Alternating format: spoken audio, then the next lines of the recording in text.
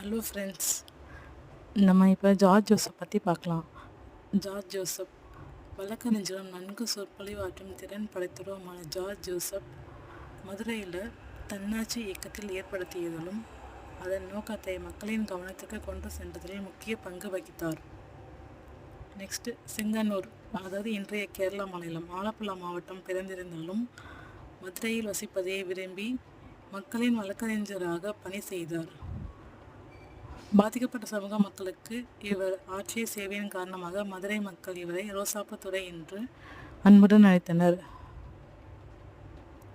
George Joseph ரோசாப்பு துரை என்று அழைக்கப்பட்டனர். எந்த மக்கள் அழைக்கப்பட்டாங்க அப்படின்னா மதுரை மக்கள் தான் இவங்களை ரோசாப்பு துரை என்று அழைத்தனர்.